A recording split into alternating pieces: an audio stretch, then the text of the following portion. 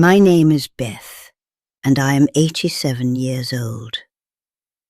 For 20 years I have been invisible. Honestly, it hurt more than anything, even more than the arthritis. You see, after my Harold died, I just faded.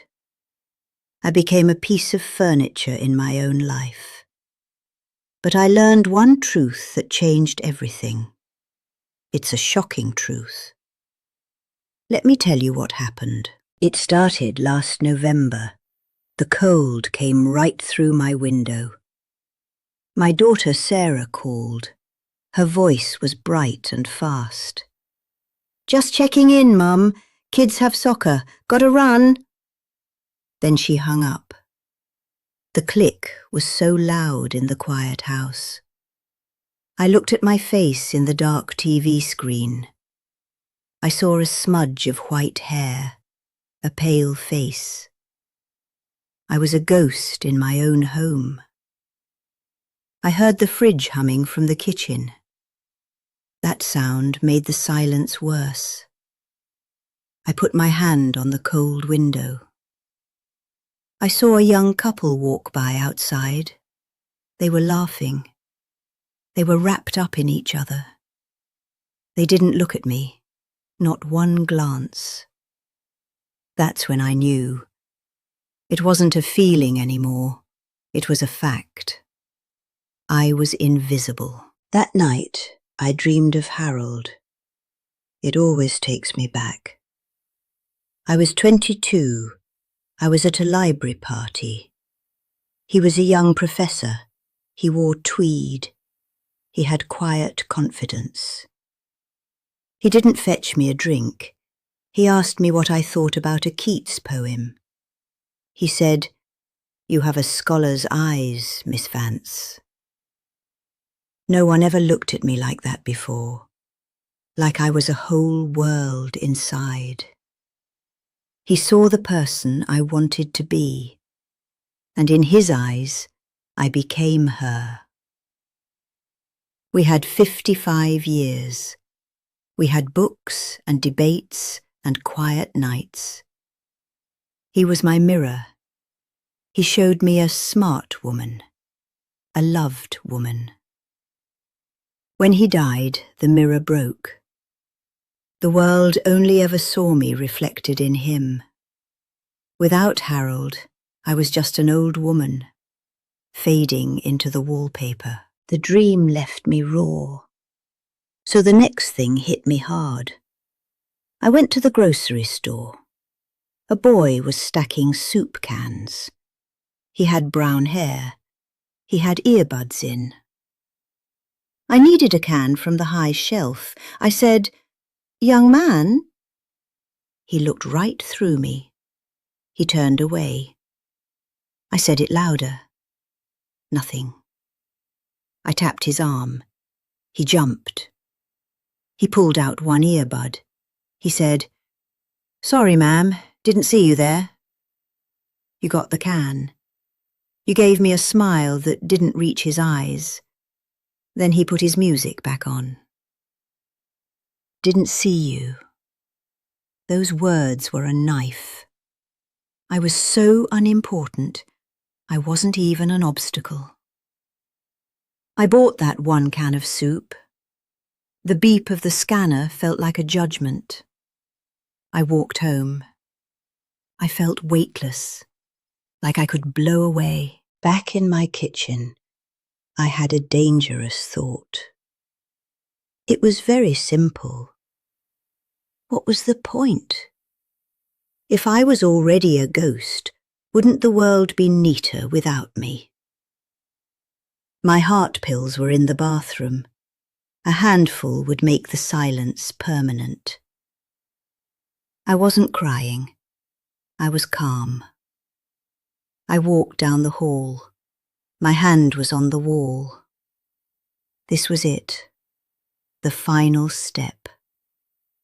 I reached for the cabinet, but my hand shook. Not from fear, from anger. a hot, red anger I hadn't felt in years. It wasn't fair. Harold's face was in my mind. He wasn't smiling. He looked stern. He looked disappointed. I heard his voice in my head. He said, "Eleanor, that's a coward's way out." I pulled my hand back like it was burned. That anger needed a target. I decided the target would be the world. I didn't take the pills. I put on my coat. I took a bus downtown. I was angry. It felt like a shield. I walked into the community centre. I signed up for the first thing I saw. It was a writing class, a memoir workshop. A young woman named Maya ran it. She looked right at me. She said, "Everyone has a story." The people in the class were different. A retired nurse, a taxi driver named Leo, a young mother named Chloe. My turn came. My voice shook. I told them about the grocery store boy. Leo slammed his hand on the table. He said, "Happens to me all the time since I got this cane. They see the stick, not the man." Chloe nodded hard. She said, "Try being a stroller. People just walk right into you." I wasn't alone. My invisibility wasn't just my fault. It was a thing that happened. That was a spark. But the real fire came from homework. Maya gave us a prompt. Write about a time you felt truly seen. I wrote about Harold. I read it out loud in class, but it felt incomplete. After class, I stayed. I said to Maya, What if the person who saw you best was yourself?" She smiled a real, slow smile. She said, "Now you're getting somewhere, Eleanor." That night, I found an old journal. It was locked in my desk. The key was lost. I broke the clasp. Inside were my words, from before Harold. Poems about trees, angry essays. I described storms. I had written, "I am a maelstrom in a porcelain cup." I had forgotten that girl. She was arrogant. She was messy. She was so alive. She didn't need a mirror.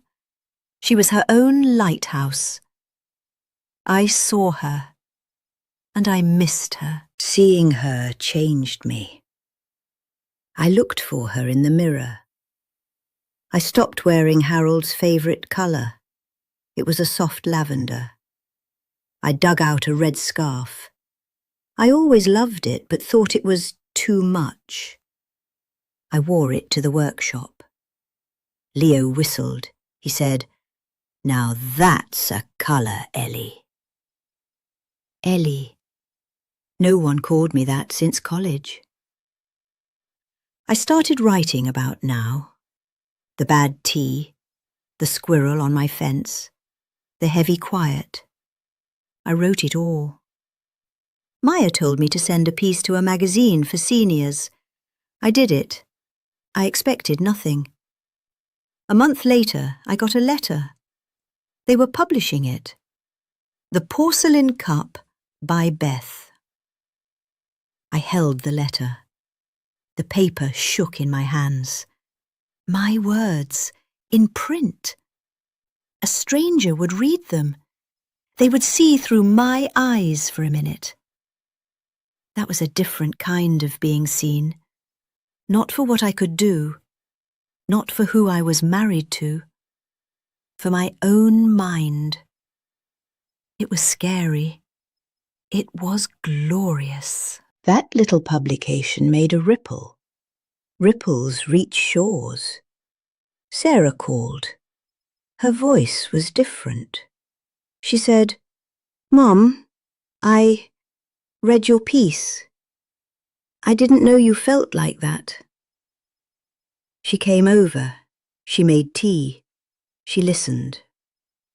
I told her about the silence, the grocery store, the anger. I showed her the broken journal. She cried. She said, "I'm so sorry, Mum. I got so busy. I stopped seeing you. I just saw Mum." It hurt, but it was a clean hurt. We started talking like two women, not just mother and daughter. Then the community centre asked me to lead a workshop for seniors. It was called Writing Your Next Chapter. I said yes. The first day I saw their faces. They were wary. They were expectant. They looked like I did. That's when I understood a piece of my truth. Leading the group, I met Arthur. He was 89, a retired printer. His fingertips had ink stains. He had a mischievous grin. He wrote about his wife. She died 10 years ago. He wrote with humour and grace. It made my heart ache. After class, he helped stack chairs. He said, "That line about the squirrel, Ellie, it reminded me of a raccoon I fought with over my trash cans." We started having coffee. He listened with his whole body. He leaned forward. His eyes never left my face. He didn't see a relic. He saw the maelstrom in the cup. And he liked it. Last week he brought me a daffodil from his garden. He said, "For the woman who writes about storms." I put it in a vase on my table, next to my notebook. It's a bold yellow shout. I look at it. I feel a scary, wonderful possibility. It's starting to bloom. So here's the truth I learned. Listen. Invisibility is not something the world does to you. It's a contract. You sign it with yourself when you stop paying attention to your own life. You think you're fading because people don't look. But you stopped looking first. You stopped seeing your own worth, your own story, your own fire. I broke that contract. I paid attention to my anger, my grief, my old words. That's when I started to reappear. When you become visible to yourself, you become a signal fire. You attract other fires. You make your own light. In that light, you are finally seen. Don't wait for permission. The permission slip is yours. Look in the mirror. See the soul you are. Write your story. Sing it. Garden it. Scream into the silence. Your voice is a contribution. Start today. Dig out your old journal. Reclaim yourself. Be visible to you first. The rest will follow. I am 87. My next chapter is just beginning. Now, go write yours. That daffodil sat on my table for a week. Every time I looked at it, my stomach did a little flip. Arthur asked me to coffee again, at the little diner by the community centre. I said yes. We talked for 2 hours, not about our dead spouses, about books we hated, about his crazy plan to grow tomatoes on his fire escape. He made me laugh, a real laugh that hurt my ribs. When he walked me to the bus stop, he didn't take my arm. He just walked beside me, matching my slow pace. It felt respectful, like I was a whole person, not a fragile thing. I got on the bus and watched him wave. My heart was pounding. I felt guilty. For a second, I felt like I was cheating on Harold. But then I thought, Harold loved me. He'd want me to have a friend. He'd want me to laugh. That's what I told myself. But it was more than friendship, and I knew it. That was scary and exciting. That guilt about Harold didn't go away. It got worse. I started avoiding Arthur. I stopped going to coffee. I saw the hurt in his eyes, but I couldn't explain. One afternoon, I was home alone. I took out my wedding album. I looked at a picture of Harold and me on our 30th anniversary. We were laughing. I touched his face in the photo. And I said it out loud to the empty room. I'm so sorry. I started crying, hard, ugly sobs. I realized I wasn't just missing him. I was angry at him for leaving me here to be this invisible ghost, for making me need someone else to see me. That thought felt like a betrayal. It broke me.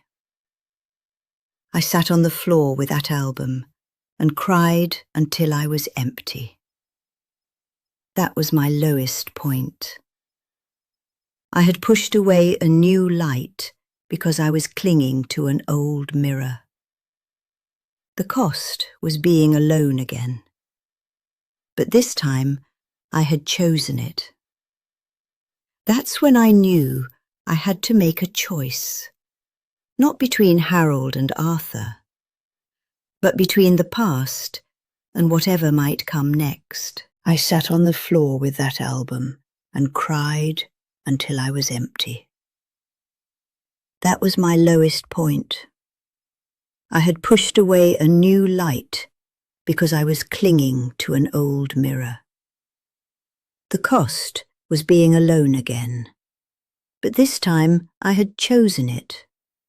That's when I knew I had to make a choice, not between Harold and Arthur, but between the past and whatever might come next.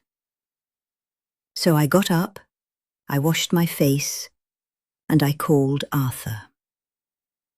My voice shook. I said, I'm sorry. I got scared. I felt like I was betraying him. There was a long silence on the other end. Then Arthur said, Eleanor, I'm not asking you to trade one memory for another. I'm just asking if you'd like to share a piece of pie. That simple sentence broke the spell. He wasn't asking me to forget Harold. He was asking me to remember I was still here. That's what I was wrong about. I thought moving forward meant leaving Harold behind. But love isn't a pie with only so many slices. The heart expands. It makes room. Harold is in the books I read, in the way I take my tea, in the very bones of this house. He is a part of me. But I am more than just his widow. I am also the woman who writes about squirrels and wears a red scarf and makes a new friend at 87. That's the lesson. You don't have to choose. You carry the love with you. and you let it give you the courage to open the door again. Here's what I should have done sooner, and what I'm telling you to do right now. Stop waiting for the past to give you permission for the present. That permission died with the person you loved. You have to issue it yourself. Look at your wedding ring, or their favorite chair, or their photograph. Say thank you for all of it. Then put on your coat and go get a cup of coffee with someone. It doesn't have to be a romance. It can be a friend from a class, a neighbor, anyone who sees you now, as you are. Don't perform. Don't try to be the person you were when you were with them. Just be the person you are today. The one who survived. The one who is still here, with all your cracks and your memories and your stubborn hope. That person is worth knowing. That person is worth seeing. Start by seeing yourself. Look in the mirror and say, I am still here, and that matters. You still have time. Maybe not decades, maybe not even years, but you have now. And now is enough. Now is where you can laugh until your ribs hurt. Now is where you can plant a daffodil and watch it grow. Now is where you can write one true sentence that makes a stranger feel less alone. That is a life. That is a victory. I am 88 next month. Arthur is taking me to the diner for pie. Sarah and the grandkids are coming over on Sunday. My writing group meets on Tuesday. I am not a ghost. I am a woman with a calendar. It is messy and full and mine. The loneliness still visits sometimes. It always will. But it doesn't live here anymore. I evicted it when I decided to be my own tenant. When I decided to occupy my own life fully and loudly. And that's my story. The hurt was real. The invisibility was a pain I carried in my bones. But the truth I learned is that you have to be the first one to see yourself. You have to bear witness to your own life. If my story resonated with you, if you've ever felt like a piece of furniture in your own home, then do something for me. Hit that subscribe button. It's free, and it means my next chapter and the stories of others like us will find you.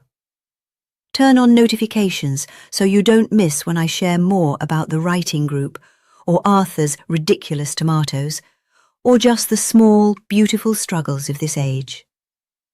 Give this video a like. It's a simple way to say, I see you, Eleanor.